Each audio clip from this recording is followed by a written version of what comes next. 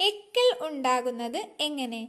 ഒരുപാട് പേർക്ക് പല സമയം തോന്നുന്ന ഒരു ചെറിയ വിഷമം എക്കിൾ. പക്ഷേ ഇതിനു പിന്നിൽ അത്രയും ചെറിയ കാരണങ്ങൾ മാത്രമാണോ? ഇന്നത്തെ വീഡിയോയിൽ നമുക്ക് അതിന്റെ ശാസ്ത്രീയ കാരണം മനസ്സിലാക്കാം. അമിതമായി ചിരിക്കുക, ധൃതി പിടിച്ച് ഭക്ഷണം കഴിക്കുക, ദഹനക്കുറവുണ്ടാവുക, ഏറെ എരിവുള്ള ഭക്ഷണ പദാർത്ഥങ്ങൾ കഴിക്കുക തുടങ്ങിയ അവസരങ്ങളിൽ ചിലപ്പോൾ നമുക്ക് എക്കിൾ അനുഭവപ്പെടാറുണ്ട്.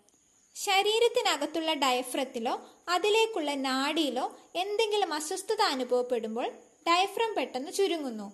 ഈ സമയം ശബ്ദതന്തുക്കൾ അടയുകയും ചെയ്യുന്നു. ശബ്ദതന്തുക്കളുടെ അടയലാണ് നമുക്ക് എക്കിളായി അനുഭവപ്പെടുന്നത്.